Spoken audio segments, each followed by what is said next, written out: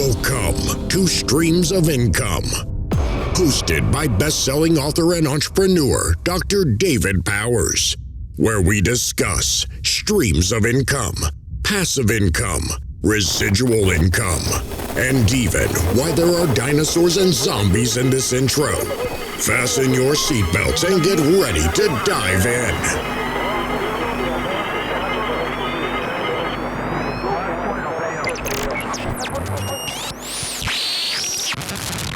Welcome to another episode of Streams of Income, and let's see if I can say it like your podcast. Welcome, Dustin Heiner. So Dustin is with us. He is. I saw you first and heard about you. You spoke in Vincent's group, and the membership stuff you were talking about was amazing. But real estate has always been on my radar and something I've never done aside from Airbnbs and hip camps and stuff. And matter of fact, I was just working on my mind map, and real estate it's on there, but it's got squiggly lines because I haven't done it. And so I've been really looking forward to this, and I even printed out the real estate investing course and read through it. I printed it out so I can make notes and stuff in it. So I'm glad you're here. So we're going to talk real estate, memberships, whatever Dustin gets into, because we share a lot of the same views politically as well. I see the pew behind you on the wall and, and the Bible, and so we're good. Amen. So, Dustin, you're a real estate guru, but before we dig into that, what are the streams of income and everything that led to the Dustin we see now? Wow. Especially mistakes and stuff. Yeah, no, I love streams of income. In fact, I have lots, like very, very tremendous streams of income that bring money into my family. But here's the fun thing. They all the streams of income flow into my river of income, which is my real estate investing. It all goes back there. And the reason why is because I make the most money there and I do the least amount of work because I create a business that runs itself.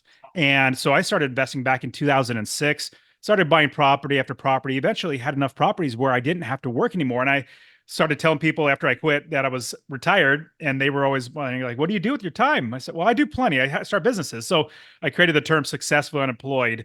And now I just have great times talking to people like you, great people like you on podcasts, and show people how to invest in real estate. Cause that's my passion, or, my vision for my life is now I don't have to worry about money because of all these streams of income that I have flowing into my river of income, which is my real estate investing. And now I have 40 plus hours of my life back to help now other people to invest in real estate. Yeah, exactly. And I've been consuming your stuff like crazy, and even started listening to some of, you not only have a podcast, but you have a family of podcasts. And I started subscribing to some of those too. Awesome. Yeah. So what was really fun? So I started my podcast back in 2015 into 2016. And the whole goal was just to share with people, teach people how to invest in real estate. And as I was building that out, wrote a couple books and, on real estate investing and passive income. And then as I started getting more coaching students, had to have a membership where, we teach people how to invest in real estate. We had a lot of people that are really great investors that wanted to become a part of Master Passive Income, which is the brand that I have that's really showing people how to do this. And now we have, I think, 6 podcasts now that are just other expert investors wanting to help people. And the whole goal is to fulfill my mission in life is to help 1 million people to invest in real estate. So it's just an absolute blast to be able to actually, what it really comes down to, it's that I get to see people's lives change. When I bought my first property, it was a really good accomplishment. Accomplished a great thing and then bought more properties and eventually quit my job. Another great accomplishment. But I didn't feel fulfilled. I felt like I needed another win. I needed more accomplishments. When I helped my first student to buy their first property, that's when I felt fulfilled. I felt like, man, I helped another human being get what they wanted most in life. And praise the Lord, I want to do that over and over and over again because I have extra time. And now it's just so much fun to do it. That's amazing. And so as far as helping that many people, it's one thing to write a book, then to coach, and then to start a membership. But you've started conferences even. And RubeCon, I've not been to one yet. And it sounds like fun though. Yes, it's the Real Estate Wealth Builders Conference. And the reason why I did it was not because I was trying to force something. It was because my students, we got hundreds, not thousands of students now, teaching them how to invest in real estate, that we're all friends online. They said, hey, we want to get together. We want to, have an in-person thing. So in 2022, started the Real Estate Wealth Builders Conference, bringing people together. I'm definitely an extrovert personality, so that really is fun for me to be a part of that. And we've been doing that 3 or 4 years now, and just, Lord willing, every single year, an annual thing that we're going to keep doing. And over time, we see more and more people become so much more successful in real estate because we have all these different things that are going to help them, connecting with other people, getting with other experts, helping themselves, helping other people so that they get better in their own. So everything is a means to an end to help them to invest in real estate and get passive income. And I love what you're all about, is getting passive income, because let me share. Do you mind if I share a quick story of what really got me into investing in real estate? Fire away with whatever you got. Awesome. So what was really interesting is we're all taught to go to work. And this is what I was taught. And we're all taught this. So we go to school and we get good grades, and then we take those good grades, and then we go to college and spend hundreds of thousands of dollars, or, lots and lots of money, get into lots of debt, and then get a piece of paper called a degree. And then you go around to other companies and you hopefully try to find a job, a career, and work 40 plus years of your life, and then try to retire on 40% of what you managed to save that entire time. So I'm following that exact same path. In fact, I got the most stable, secure job you could ever think of. I was doing technology or IT work in the local county government in California. So technology is not going away. Government's not going away. And California is not going away anytime soon. Yeah. So most stable, secure job. But at the same time, I bought one rental property, and I realized that that property made me money. That was passive income over and over and over again. And I knew I needed to be a real estate investor, like focus full time. But you know what happens, David? Life starts getting in the way. My wife and I started having child after child, work and business and everything just kept going and going. Well, I stopped investing, but here's what really shoved me to be an investor. So my wife had our fourth child, and I went on paternity leave. That's where the dad stays home with the mom, changes poopy diapers and all that good stuff, bonds with the baby. And so after about 2 weeks, I go back to work. And in that same week that I go back to work on a Friday at 3:30 in the afternoon, I get a call from my boss's secretary, like the top dog. And she says, Dustin, would you please come to the office? I said, sure. And I hung up the phone and I paused for a second. I thought, why in the world are they calling me the office? Like, this isn't normal. And I've seen plenty of movies. Friday at 3:30 in the afternoon is not a good time to be called to the main boss's office. So I started thinking, about a couple months before I went on paternity leave, there were some rumors that there was trouble in the economy as well as in the government not having enough revenue to pay for, there might be layoffs. I immediately shook it off. I said, there's no way. I've got so much seniority. My boss is saying I do a great job. I get raises all the time. No way. So I get up and I go down the hallway to my boss's office. And this hallway isn't very long. In fact, it's kind of short. But every single step I took, it felt like the hallway got longer and longer and longer. And it felt like my feet became lead bricks, because every step started weighing on me more and more that I might lose my job. Well, I get down the hallway and I turn the corner and I see my boss's door. His door's closed and I see his secretary there. Super sweet, nice old lady. And she says, Dustin, would you please have a seat? And kind of sheepishly grinning at me, trying to console me with her eyes, because she knows everything about what's going on. I know nothing about what's going on. So I go and I take my seat and I start thinking about my life. If I lose my job right now, oh my goodness, I just literally worked this entire plan that I was taught by other people. Did I just waste my life doing this? And we just had our fourth child. If I can't feed my family, does that make me a failure as a father? Does that make me a failure as a husband, as a man trying to provide for his family? So as I'm sitting there, my hands get all clammy, my forehead gets all sweaty because the nerves are just crushing me. Well, the door to my boss's office opens up, and out walks a coworker of mine with a piece of paper in her hands. She's noticeably distraught, noticeably upset, not necessarily crying, but you could tell her world has been rocked. Well, she passes by me, and my boss says, Dustin, would you please come in the office? So I get up and I go on into his office and I get laid off. And this is the government. Nobody gets fired or laid off from the government, but I did. And this is the reason why I tell the story. I realized two things there. So I went back to my desk and I sat down, and in realizing these two things, I needed to make sure that this never, ever happens to me again. I didn't make sure that nobody could take away my ability to feed my family. So right then, the first thing I realized was I need to get another job. I need to find another way to provide for my family. So I was really blessed, praise the Lord, to find another job in the same county, another department, wasn't having issues. Check. Then sitting in my chair, just getting laid off, the second thing I realized, and this is the reason why I tell the story, I need to make sure that this never happens to me again. So right there, I realized I was putting my life on hold. I knew I needed to be an investor, but I just kept on letting my life get ahead of me. So right then and there, I said, no longer will whenever anybody asks me the question, Dustin, what do you do? You get that question all the time.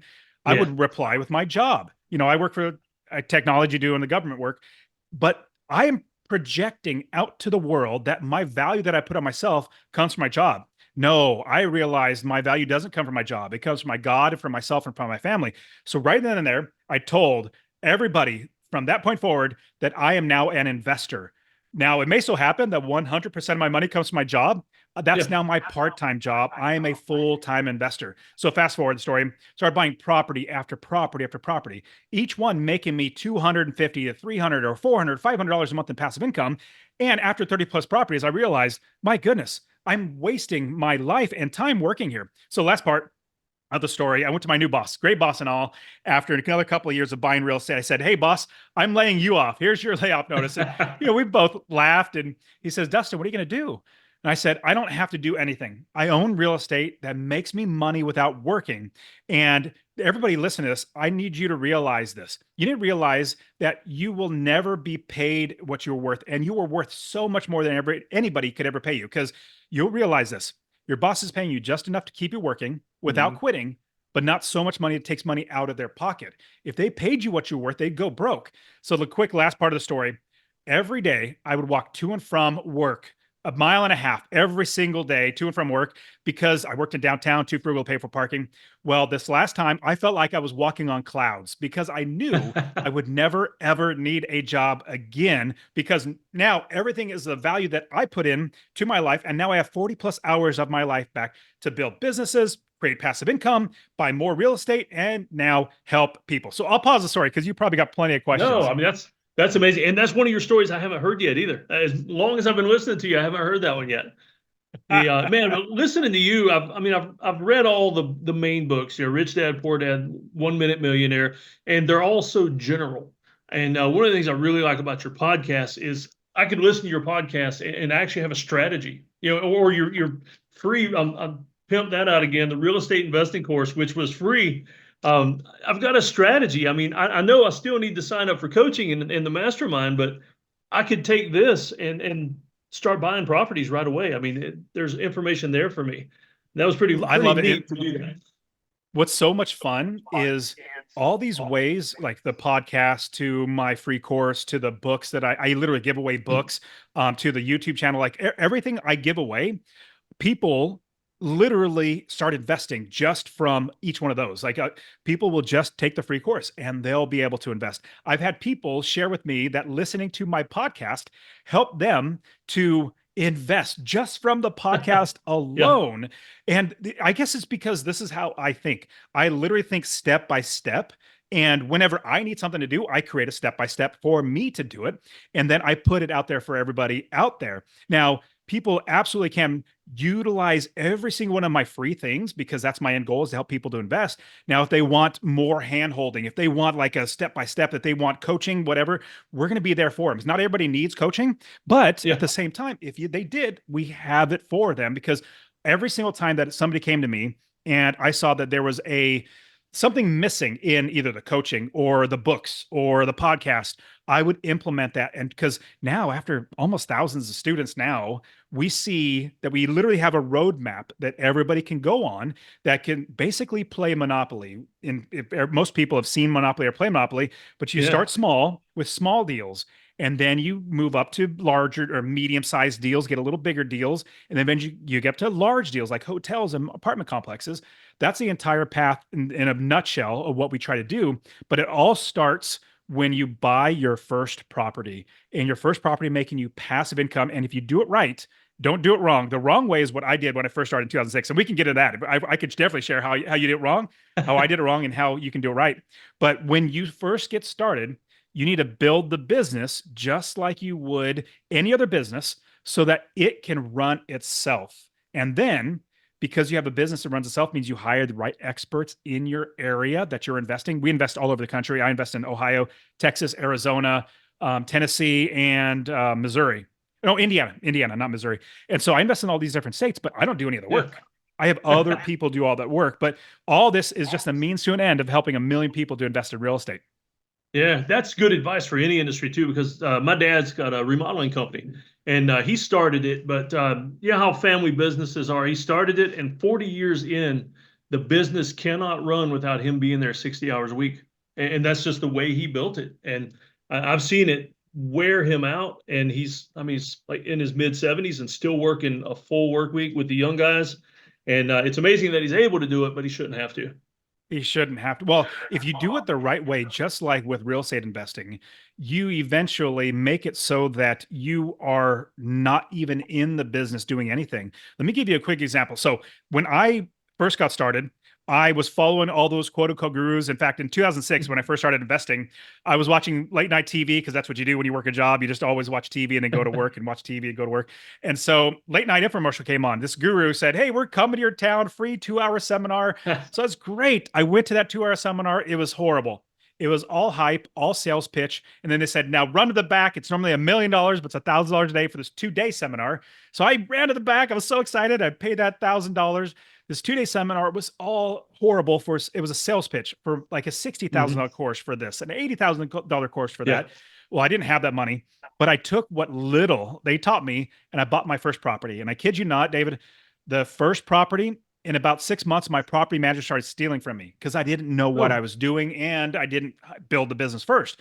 That's the wrong way to do it. In fact, like your dad, I have lots of people come to me and say, "Dustin, I'm a mom and pop investor. I have 1 or 2 properties, maybe 3 or 4 properties. And I am working so much. I'm managing my properties. I'm fixing this. I'm doing all that." And sadly, this is what happens when people get started without having the end in mind first, of having a business that runs itself. So now what I do is I teach people, what we do is we build a business, find the experts that are going to make the business run, and then we put inventory in the business. Let me give you a quick example of what that looks like. So for people who are looking to invest in real estate, let's say you're going to start a convenience store, candy bars and soda machines and all that good stuff.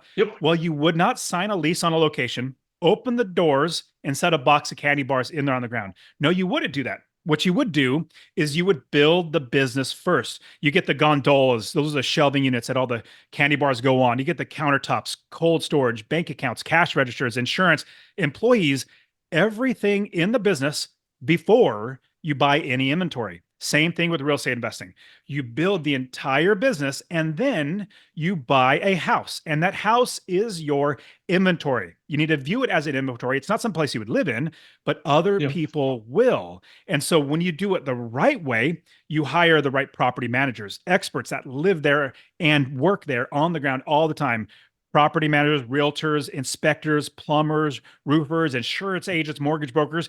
You get all these people and they do the work for you because you've done all that before you bought the property. Let me give you a quick example. Last thing I'll say, because I know you probably got some questions. So I get those mom and pop people coming to me and say, "Hey, Dustin, I'm working a ton because I can't afford a property manager, or I bought a house and I can't find a property manager. I call up property managers and they tell me that they will not manage a property because they'll get shot there." It's like, "Oh, well, you don't have an asset."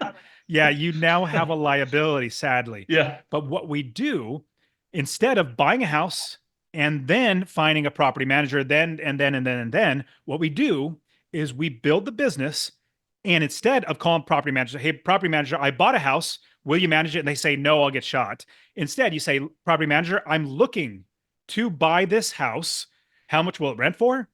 How much, what's the vacancy factor? How often will it be vacant? What's the clientele like? Will you manage the property? How much I could rent it?" All these different things. And if they tell you, "No, I won't manage it," then you don't waste your time and money and effort buying it. But if they tell you, "Yes, I will manage it. This is how much you could rent it for. This is the type of clientele," and you'll know that you're going to have great experts. When a property manager comes back and says, this happens to me all the time because my property managers, they do a lot of work all around. They'll say, you know what? I know that street. In fact, we have a house, the street next to it. And we were trying, Zillow was telling us we can get $1,400. We tried to get $1,400. We couldn't get $1,400. We max we can get was $1,250.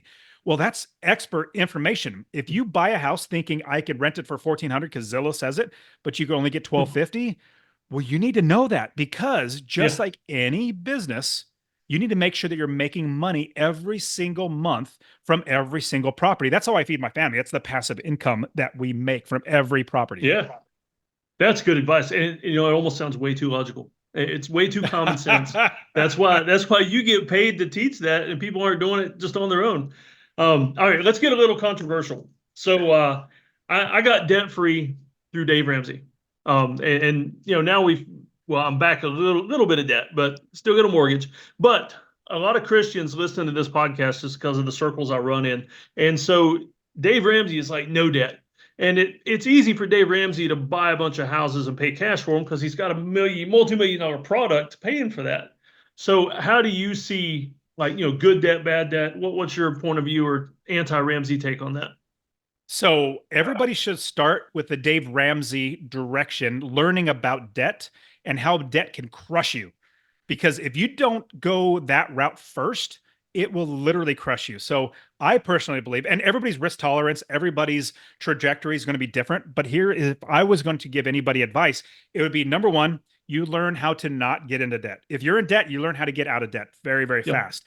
Number two, you learn how to save your money. So don't go into debt and save money. Number three, we then learn you're way too common sense again, man. Then we learn how to invest our money. So when I'm thinking of Dave Ramsey, Robert Kiyosaki, I love them both. They're both great. I'll be completely honest and say that about 75% of the population should just follow Dave Ramsey and not go into debt. They don't have the fortitude or the entrepreneurial spirit or the investing, like the ideas that they don't want to invest. Maybe they just want to be an employee, which is totally fine. I love my employees. They love working for me. I pay them well, but I don't have to work because they're working. So I'd say 75% of people should just follow Dave Ramsey, but the 25% that are listening to your show, they should learn that, take those, incorporate them into their lives so they don't go into debt, that they can save and invest. And then my suggestion is with your risk tolerance too, meaning, are you more risky? I'm very risk, what's the word? I can take lots of risks. My wife is the opposite, 100% opposite. Her dad was a teacher, mom was a stay-at-home mom. So they hate risk whatsoever. And so to buy that first property took a lot of effort, me helping her to realize everything. But we use debt now that we don't go into debt. In fact, only debt that we ever use is that makes us money. We don't use debt to buy something that loses us money, like a car. Why would I get a loan on a car that's just going to be losing me money? But here's a creative way to do it. If I have $50,000 to buy a car or buy a house that's going to be making me money, if I take that $50,000 and follow Dave Ramsey and just put it into the car, well, then great. I don't have a car payment, but I'm not making money. Instead, what I do is I get a loan on that car, save that $50,000, then buy, let's say I take $20,000 of it to buy a house that then pays for that car payment.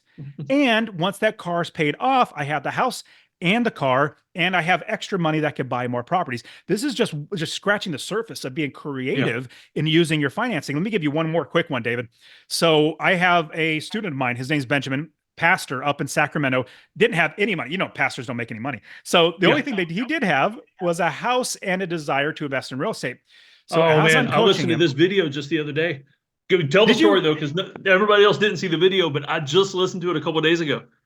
Love it. Love it. So I'm coaching him. We're trying to figure out, because he knows eventually he's not going to be a pastor because, as you get older, he just wants to be able to retire. So he has a house he bought 5 years ago. He had plenty of equity in it, didn't have anything else. I said, here's what we're going to do. We're going to get a home equity line of credit.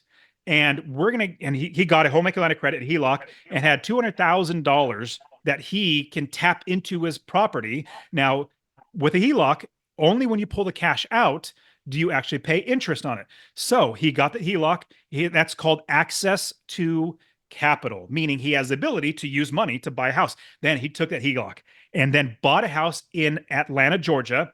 And then now that property doesn't have a loan on it because it's tied to his primary residence. Then, after getting it fixed up and getting it rented, then he cashed out that Atlanta property, took the cash out, got to refinance it, pulled that cash back out, and paid off his home equity line of credit. So he has his whole equity line of credit paid off. He actually put, I think, like maybe $10,000 into his pocket because it's a tax-free loan. The government doesn't tax your loans. So he got a refinance on that Atlanta property, pulled cash out, put $10,000 in his pocket, paid off his home equity line of credit, and has this now house with none of his own money in the deal.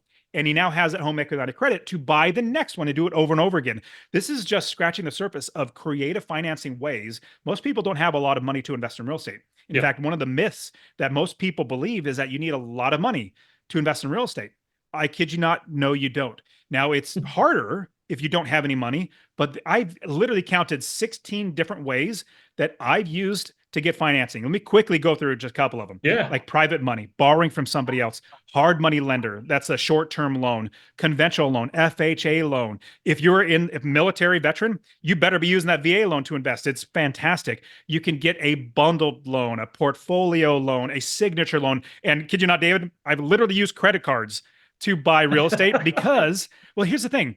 People might be thinking, remember the Dave Ramsey and the Robert Kiyosaki type of idea about debt? I knew that my cost for that money, if I got a credit card, was X dollars. If I pull that cash out, that's my payment that I have to make sure I pay. Well, then I take that credit card, I bought a house, and I knew because it's my business, I know how much I could rent it for. I know how much my expenses are, that I knew that that house will now pay off my credit card. And so I borrowed that money, bought the house. That house paid me money that I paid off the credit card. After a couple of years, that credit card's gone. I still now have the house. This is just creative ways to use financing.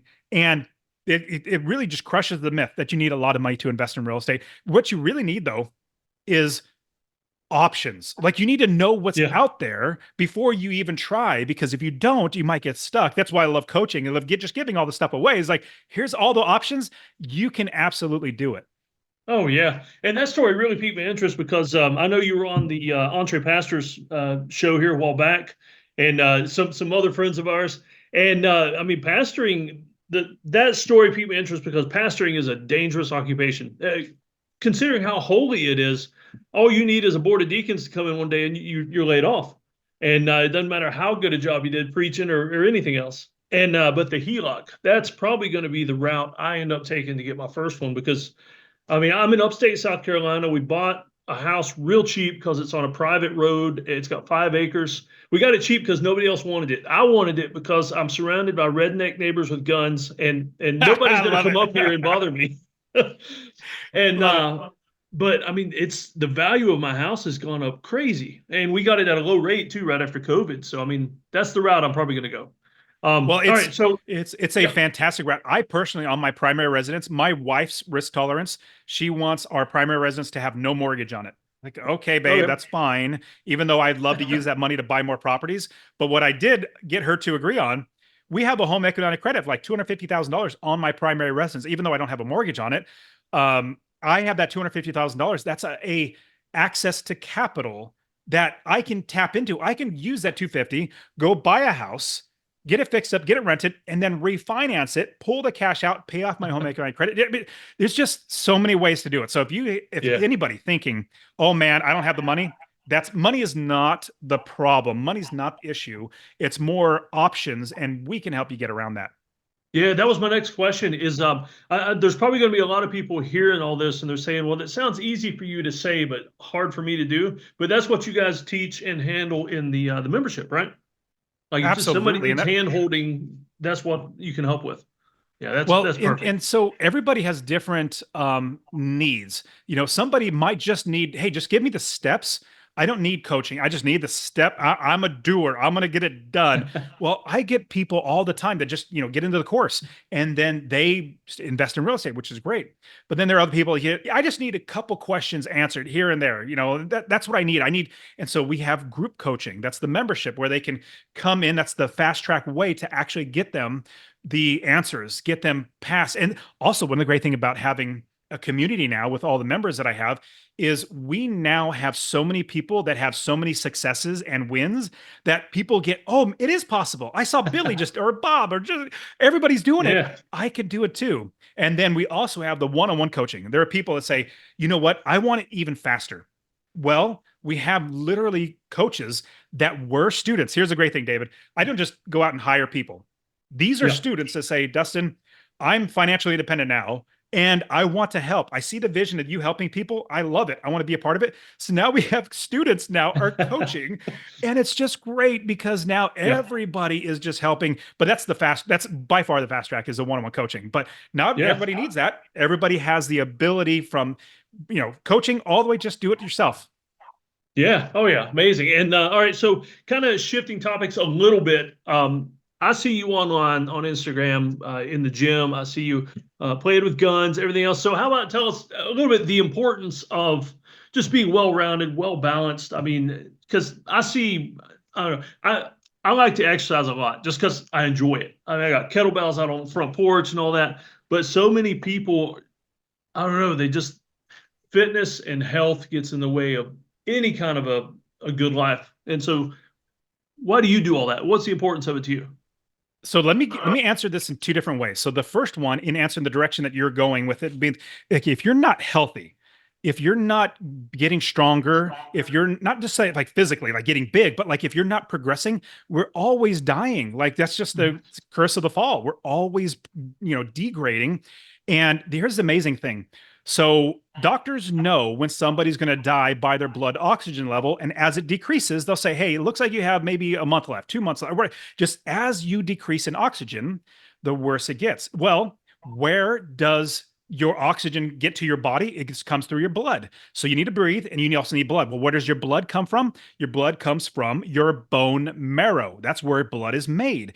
Well, your bones need to be strong. The way to get them stronger is to have muscle. Muscle and strength helps you to breathe harder. All this combined for me is like, this is how you live longer. When you stop doing the things that you did as a kid, meaning you were always running around, playing, doing all the, sports or whatever. As soon as you get older and you stop doing that stuff, then you start really declining. So I love exercising. So that's the direction, 100%. If you want to live longer, then you need to exercise. But let me answer it in a little different way. Also, you need to exercise, but at the same time, you need to provide for yourself and your family, especially men. Like we need to provide. So here's what I would do. I would literally think about like a work-life balance. People say, oh, you need to have work-life balance. Make sure you're playing with your kids, you're doing this, you're exercising, all that sort of stuff. I literally don't believe in work-life balance, especially when you are trying to get to financial freedom or financial independence. I work my tail off. In fact, I'll say it this way. If I needed to sweep the streets in order to make money to provide for my family, and I had to work 20 hours a day and only sleep for 4 hours a day and never see my family, that's what I would do because I'm a Christ follower. I'm a man. I provide for my family. But with that, I'm now blessed in America. We have many opportunities to make money. Here's what I did. So for the longest time when I was working that job, I would wake up at 4:30 in the morning. I would go to the gym from 5 to 6. Then at 6:30, I would go to my business. I had a convenience store, open a business. And then once that's running with the employees, I would go to work for 8, 9 plus hours. And then I go back to my business, close down the business, get home around 7 o'clock, eat dinner, hug the wife and kids and go to bed and do it over and over again. I did that literally for like 5 or 6 years straight because I saw the light at the end of the tunnel. I knew that by having that job, making more money, not even caring about work-life balance, I now was able to have that job, saved money, got out of debt, invested money, and I knew that in the future, now I have 30 plus, I have lots of properties. So I have 30 plus single family homes, Airbnb, midterm properties, long-term. I have hotels, just bought a 355 unit apartment complex. I have all these investments now, but it's because I worked my tail off for 5 years. And I love what Dave Ramsey says. You live like no one else now. So in the future, you can live like no one else. Now I literally just I went to the gym for 2 hours a day because I can. And then I come on podcasts, talk to great people like you, hang out with the family. I don't have to do anything because I have these businesses that now run themselves. So hopefully that helps people to realize definitely you better take care of yourself. If you don't take care of yourself, you're not gonna be able to take care of your family. But number two, you have to have the end. Like I love the idea or the term delayed gratification. Mhm. And we know in the Bible, you have the fruit of the spirit. Well, the last one is self-control because you have to have self-control to do all the other ones too. But self-control, somebody asked me the other day, do you believe in self-care or self-love? I said, I don't. I believe in self-control. That's what I believe in. We have self-control so that we forego the things that would be great now for the delayed gratification, what's going to come in the future. So long-winded Yeah. answer. I agree with you. No, it's perfect. And the thing is, though, I mean, you do it for all those reasons, but I see you still challenging yourself. It's not like you lift weights to maintain. Because I saw you the other day doing an overhead squat, and I mean, it's just I was really excited to see that this dude doesn't just go to the gym. He's always trying new things. He's trying more weight, and I'm part of that's challenging failing myself. sometimes. And yeah, You're it's just 100% right. And part of so life. I love competing. And I learned this from CrossFit. Like, Yeah. sorry, take that back. I played football all high school growing up. I've even played in college D1 level football, running back. And so I'm always competitive, very, very competitive. And with that competition, that helped me get better and progress. Now, when I do Olympic lifting, snatch, and clean and jerk, overhead squats, all that sort of stuff, it's because now I get better, I feel better, but I'm also competing against my old self. What did I Yeah. do 6 months ago? Oh, that's what I hit. I got to beat myself there because as long as we're constantly growing, we're going to get better. And there's one movie quote I love. I love lots of movies, like movie quotes. But so Tommy Boy was a great movie a long time ago. The dad of the main character, he's talking about auto parts business. And I think this is true. He says, I think it's true of everything, but he says in the auto parts business, you're either growing or you're dying. There's no third direction. I believe in every part of life, you're either going to be growing or you're going to be dying because there's no just plateauing and just Yeah. staying there. You're either going to grow or you're going to die. And eventually you're going to die. We all know that 100% of the people die. Yep. I mean, it's science, thermodynamics. I mean, it's all gonna fail at some point. All right. So before I forget, where do you want me to send people to find you? Absolutely. So if anybody, do you mind if I give them my free course that they can Oh use? yeah. Go ahead. Awesome. So I know you're probably listening on podcasts, but the fastest way to get it is if you text the word rental, RENTAL, rental to 33777. Rental to 33777. I'll literally give you my real estate investing course completely for free. Then you can also go to Master Passive Income, masterpassiveincome.com/free course if you can't get it there on the texting, but masterpassiveincome.com/free course. I'll literally show you how to find an area anywhere in the country to invest out of state, how to make sure that you're building the business, making sure you're making money every single month. You can even find me on my podcast, the Master Passive Income Podcast, literally just me giving out how to invest in real estate, as well as, Instagram. I actually been starting, having fun on Instagram, DMing people reach out to me. So if you want to find me, reach out to me, DM me on Instagram, the Dustin Heiner, THE Dustin Heiner. And David, no, I'm not that arrogant being the one, but it's the only handle I could come up with. Yeah. Yeah, we didn't always have choices. I mean, the old days, my old AOL email address had to take what I got. Exactly. Yeah. All right. So last question, and I'll let you go. So I think I know the answer, but I always like to ask everybody about their dream stream of income. So if money wasn't the issue and you could do one thing for the rest of your life, and you knew you had to do that one thing, is real estate what you would do, or is there something else that like you would just this dream you always wanted to be in the circus or something? I don't know, but what's your dream stream that you would do? So I'll give you two, meaning the one that absolutely it's real estate by far. I mean, I literally don't work. In fact, people have heard of the book, The 4 Hour Work Week. The Yeah. 4 Hour Work Week is a good book. The premise is try to make your life so you only have to work 4 hours a week. Well, I think working 4 hours a week is for suckers. I don't want to work 4 hours a week. I don't even want to work 4 hours a month. I maybe work 30 minutes a month on all my properties because I have experts doing the work. So that's the first thing is real estate. It affords me to do anything in my life. Now, with real estate though, if I didn't have real estate and there was one job that I would do, Yep. honestly, I would be a butcher. I would be a Yeah. butcher. And here's how I realized that. I did not love expect hunting. that. Yeah, I know. Funny, huh? So I love processing meat. So I'm a hunter. In fact, this weekend, taking my boys, we're going to go elk hunting up in Arizona near Nice. Flagstaff. And I realized when I first took my first deer, harvested it, I love the processing. I don't give my game to somebody else and have them process it. I love the processing. So if there was a job that I would do, I would probably be a butcher. Yeah. I'm picturing you like, Daniel Day-Lewis from Gangs of New York. I don't know if you've seen the movie, but I have, yeah. But no, my 13-year-old, I've got a neighbor that goes hunting all the time, and his teenager won't help him process deer. And so he called me and he said, send your son up and he can help me process this thing. And my son went up and helps him cut it, grind it, everything. Comes back home with bags of deer. I mean, so I'm happy to send him. And I mean, yeah, awesome. it's a neat process. Yeah, well, that's cool. I was not expecting that answer at all, but that's a really cool one. All right, so I'll tell you what, before we go, anything I've missed or anything that, maybe I didn't think to ask, but you want to make sure everybody hears or?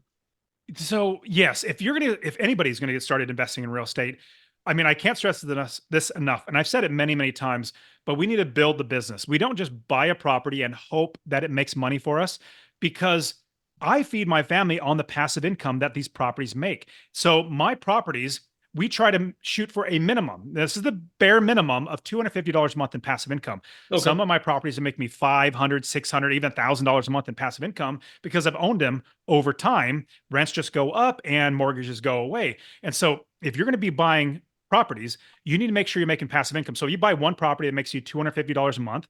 Well, in a year, that's $3,000 extra passive income.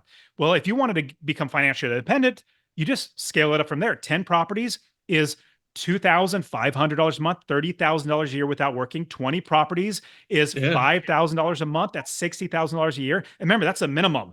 Now I have 30 plus properties, hotels, and apartment complexes. I literally don't have to work. So if you're going to be doing this, if you're going to be investing in real estate, make sure you're making money every single month. You do not start a business to lose money.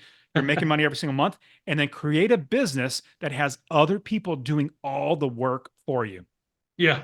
And man, without a lot of stupid debt, just about anywhere in the country, $5,000 a month is good money. I mean, most people with some common sense could live on that really easy.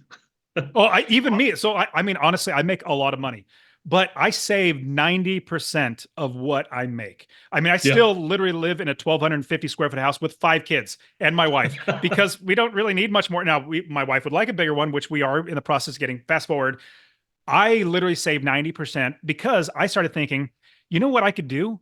As I read the Bible, children are a blessing from the Lord, and a man leaves an inheritance for his children's children. Mm-hmm. And so that's what I'm working towards. I don't need to spend all this money. I'm blessed to be able to serve the Lord in every my time as well as money. But at the same time, now I can literally give all this to my kids as well in generational wealth, teaching them. In fact, my oldest daughter, she's 16. My boy is now 15. Before each one of them hit 17, our goal is to have them buy their first property. And I teach them how to do it, help them, obviously, all the process. But I want them to have their first property so that they hopefully are going to start growing that. By the time, if they buy one house a year for 5 years, that's 5 houses. They're probably going to be making a good maybe $2,000, $3,000 a month in passive income. So that's what I want people to realize. If you're going to start a business, you're going to invest in real estate, start a business, create passive income. Yeah, that's amazing. I mean, there's no debt. You don't no need for college. I mean, most people inherit generational debt instead of generational wealth. And I love that. So everybody that's listening to this or watching on YouTube, be sure to check out. I'll put the links in the show notes. And Dustin's a pretty cool guy, so you need to check out all his stuff and follow him on Instagram. And you need to get in the gym too, all of you, and start trying to do it. You don't have to do the weight Dustin's doing, but you need to start doing some of the movements. Well, Dustin, thanks for coming on, and I'll let you go in because I know for an unemployed guy, you are pretty busy, but with what you want to do, not what you have to do. And absolutely, Dave. Thank you so much for having me on. Hey, everybody, welcome to the after show snippets. Little extras, little things not related to the interview, not necessarily related to the person, but things that I want to get across, things people have asked me, whatever. It's an extra. It's a bonus for you. I hope you're still here. And so I want to talk a little bit about industry magazines. Now, this is something I'm betting there's some amazing people in the audience here. I'm betting a bunch of you already take advantage of this, but in case you don't, industry magazines. So whatever industry you're in, there's probably an association, a marketing agency, something like that, that produces and publishes an absolutely free print magazine for your industry. Now, I grew up in the construction industry. My dad owns a remodeling company that he's owned for about 40 years now. I grew up working there. I managed it for him. I still do a lot of the work for him through my VA with the social media, with the website, things like that. And so I know construction. Now, here's another thing, though. Another neat reason that I like construction industry magazines, and let's go ahead and show you an example. Qualified Remodel. Now, whenever you see this might be an old issue. This is the September 2024. Sometimes it takes me a little while to get to reading them because magazines stack up, because I get a lot of magazines from different industries. And so a second reason, though, I like still getting these construction magazines. Number one, I grew up in it. I actually still hold a general contractor's license. Talk about streams of income. I don't do anything with construction these days, but I still hold a general contractor's license for the state of South Carolina. And I use that for certain things. We can talk about that later. That would actually be a source for a whole different podcast. What can you do with a building license, even if you're not hands-on with the hammer? But Qualified Remodeler Magazine. Here's one of the reasons why I like getting industry magazines is because it gives me tons of ideas. You see, I still do some coaching and consulting with small businesses in various industries. Because of my history and my experience, a lot of them end up being construction companies. And so I like to read this magazine and others. I get several. And it gives me new ideas. It lets me know what's going on in the market. And a little selfish, though, is I'm building the plans for my own dream house. And so when new products and these cool remodel pictures, I mean, this is a little too ultra modern for me, but I could get some neat ideas from this, like the wraparound porch part of it, the glass railing. See, I'm looking at it now, just getting some neat ideas. And so, I'm putting together plans for my own dream house, and I get ideas for that. I get a pool and spa installer magazine that comes to me. I get magazines from, Firehouse is a really good one for the fire departments. I still get EMS magazines from when I used to be involved in EMS. And so it's pretty cool. And it's a great way to get new information, things like that. And so go online and search. I would just Google up industry trade publications for insert whatever industry you're looking for. I've gotten them before from, beverages, coffee, food. I'm trying to think of all the different things. I get them for just about every industry imaginable. That's why the magazines stack up in my pile. So let me show you just a couple of things with this one in particular. And if you're listening to this, you can still get tons of info from this, but the YouTube version is always pretty cool too. And that way, if you want to see what I'm talking about. So like I said, new products, new companies. That's a new shower company there. I get lots of neat marketing ideas for the companies I consult with. And like right here, existing home sales rise and driving remodeling. And so I get some ideas for that. And so it's really awesome. It's a neat way to get free, up-to-date ideas, things for the picture file. Like, look at this right here. I really like those steel doors right there. They have like an older, kind of a traditional historic look to them, but those are interior doors. And so that's an idea that's going into the books for my own house. But look at this. I still consult because of what my dad did. I consult with exterior remodeling companies, and that is actually a folding glass wall. It's an entire wall of folding glass doors. Thought that was pretty cool. And then I pulled this one out actually for my dad. My dad, like I said, does exterior remodeling, and this is a new, or maybe not completely new, but it's a railing company. And so I'm going to scan that in and send it over to him, and it might be something he wants to check out, a new product he can offer. And then I get lots and lots of professional advice. This guy, Sean McCadden, he's pretty awesome. He's been a columnist in this Qualified Remodeler magazine for forever. Matter of fact, I'll reach out to him and maybe get him on a podcast. But SeanMcCadden.com, let me show you so you can see if you can. Well, there we go. If you can see that at the bottom, and that way you can find his website. I'll pop it in the show notes, and because if you try to spell Sean McCadden on your own, you're probably going to get it wrong. If I was him, I would buy like the domains for every possible misspelling of his name, and that way all those domains point right to him. But this is something that I thought I circled in this one because I also kept the article for some more information, is you must decide how you will do business before you offer your services.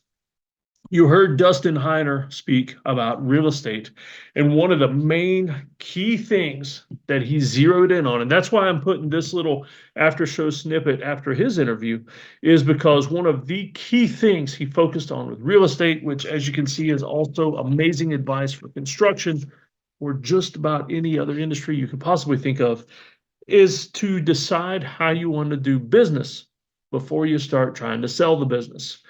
Too many people try to just start selling something and have no idea what they're going to do. They have no idea how they're going to get the next inventory, how they're going to make the next sale, what they're going to do. So set up the business. I'm not saying you have to do a 40-page business plan or all that mess, because I know how some of you are. You're going to get stuck doing that 40-page business plan and never start the business. Or, you know, it's kind of like a lot of people that write books and things like that. They'll write a synopsis and never write the book. They'll dream about things like me with my house. I could draw up plans all day long and never do anything. And so don't get caught up in the planning, but build the business before you start the business. Great advice.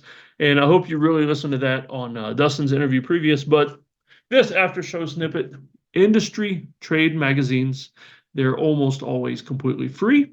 And you just go online, find them, find the website, register for it, and I promise that you will find some amazing stuff in there that will help you in the business you're building or in the businesses that you help.